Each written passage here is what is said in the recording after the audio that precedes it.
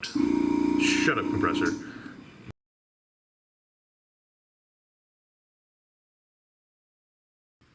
Hey everyone, Matt here from Doogs Models, and welcome to the first in the black basing 201 video series. Now, this one really isn't black basing 201, but it's something that's been requested pretty frequently, so I figured it's worth including here, and that is a comparison between black basing and pre-shading. And for that, we've got Mr. Surfacer 1500 over here, and Mr. Surfacer 1200, the standard gray over here. What we're going to be doing is essentially pre-shading this side, UGG, and black basing this side with the standard, foundational level black basing approach. So pre-shade will obviously be done with black over here, black basing, and the painting of this side will be done with field green because I happen to have two bottles, so I've got enough to go around, may as well use it, right? And that is basically that. To give you a heads up for what the process is going to look like, obviously pre-shading, all these panel lines in here are going to get shaded with black.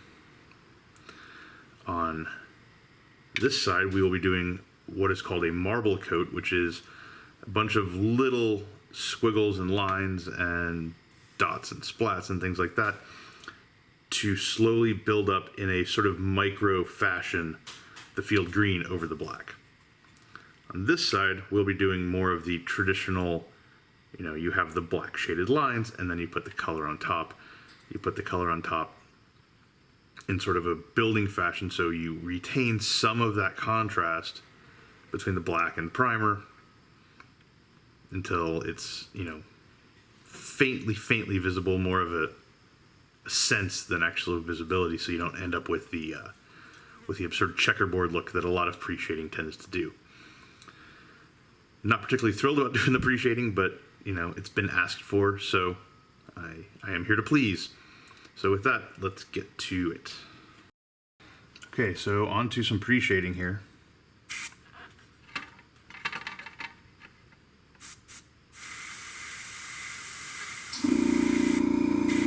Really?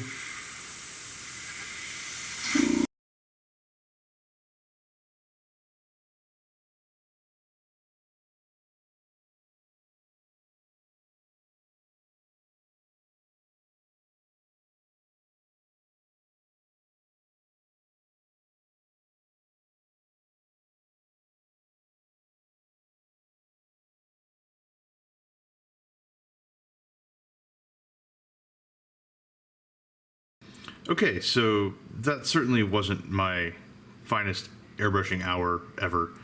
Honestly, probably what I get for trying to race the rain that is currently barreling down on Austin, because it's humid as shit right now.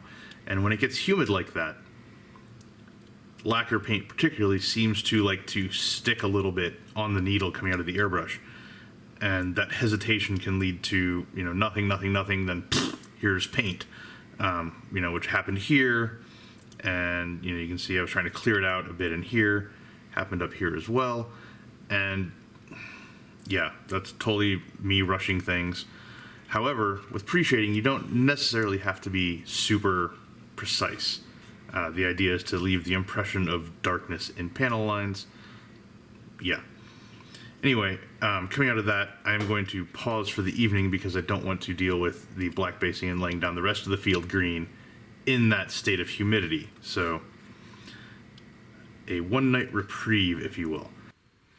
Okay, so after looking at my pre-shading job from last night in the fresh light of day and kind of comparing it to pictures from the last time I pre-shaded a kit, which is around more than 3 years ago now, I wasn't happy with the lines that I did. They were too skinny, not that great anyway, so I went back and just kind of broadly and coarsely thickened them, got some spatter in between, which, normally I'm not a big fan of that kind of overspray, but for something like pre-shading, having a little bit of extra stuff going on in between is actually helpful. Now, if I wanted to do a full-on comparison and maybe like, to chart out the evolution of my painting preferences, I would go, over here with pre-shading and then bleed into more of a halfway to black basing pre-shading, which I did for a little while on kits like the Trumpeter P47, where I would have the initial sort of black outline base here, but then I would come in with dark grays and dark greens and browns and things like that and sort of darken the whole thing up before I started spraying down my color. With the P47, it was things like engine gray and, other nice dark colors like that. And that's actually what got me thinking, why don't I just prime the whole damn thing in black instead of doing this pre-shading nonsense and then coming in here and adding all kinds of other things to the mix. Just start it black and go from there. So anyway, we now have a nice, more defined pre-shade job here. So let's move on to the field green.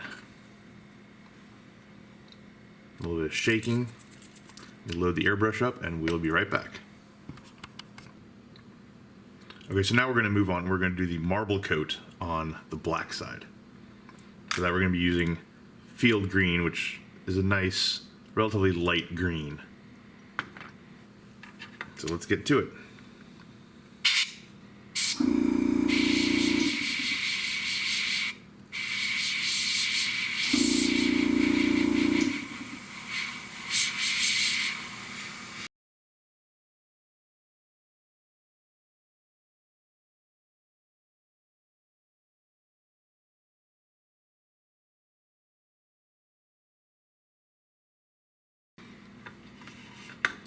Now, something that I'm doing in here is building in essentially different patterns of green.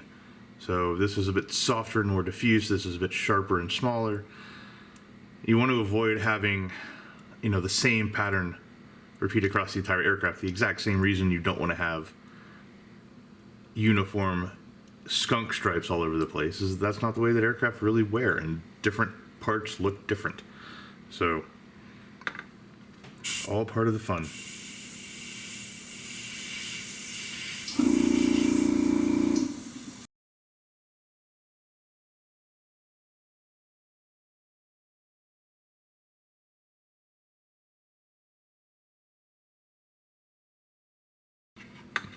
As you can see here, we're starting to build some nice patterns in. Some interesting stuff going on with the various levels of opacity.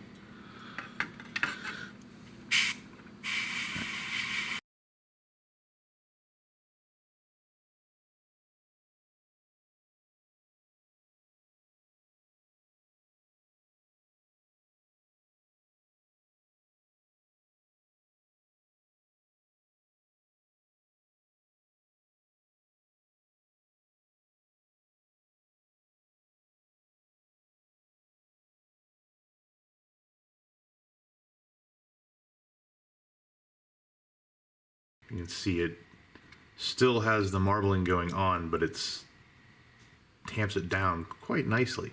That's essentially what the blend coat will do to a larger degree, but building in one section that's a little bit more than the others doesn't hurt. Now let's go ahead and tackle this part of the wing.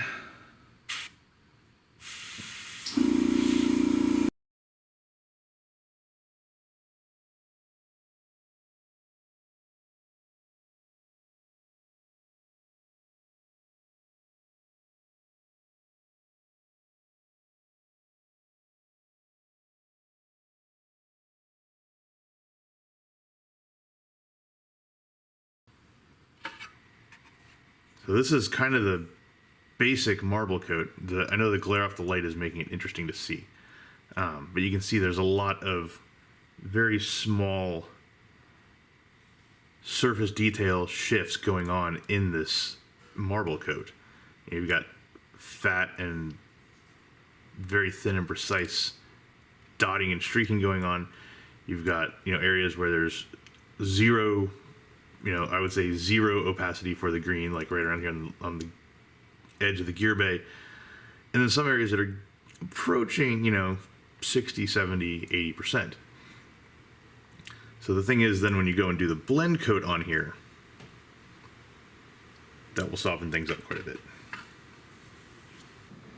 Okay, so now we've got the pre-shading done over here, and we've got the marbling done for the black basing on this side.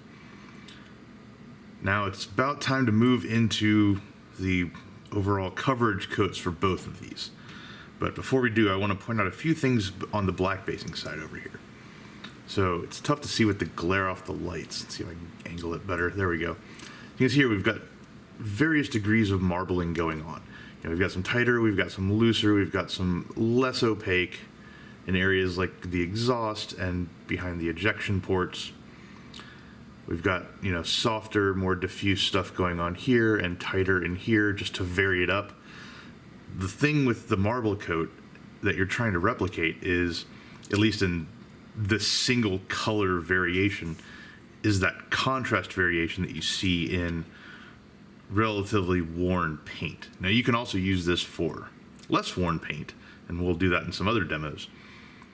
But essentially what you're trying to do is vary up the surface in a random fashion so that when you put the blend coat on top, you're still going to get some of this depth and visual interest going on. So with that, let's go ahead and start blending.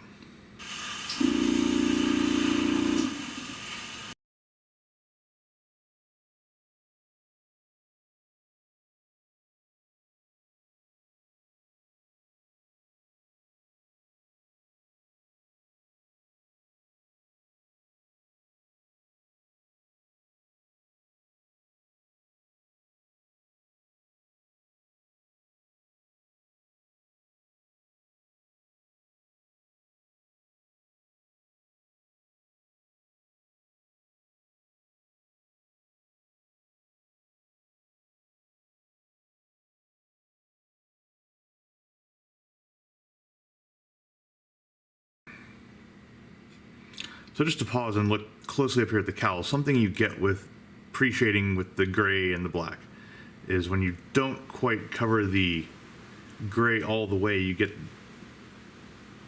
essentially primer kind of sneaking through from an opacity standpoint. You can also see it here on, this panel, for example. So unless you build it up as this nice even coat, you're going to see every single place where it's not even. And what that does is that builds in this habit of just bombing the paint on.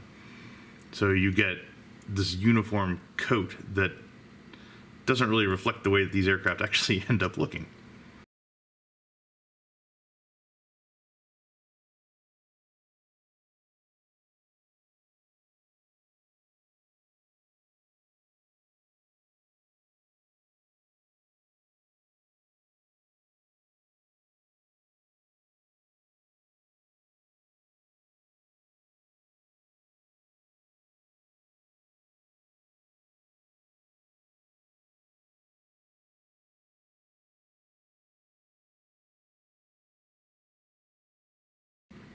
Okay, so here is the pre-shaded portion. We still have some work to do. You can see up here on the cowl and back here on the fuselage where there's still that cover the gray issue going on, right in here. All right, now let's go ahead and load up on a bit more paint because we're running out, and do the blend coat on the marble side.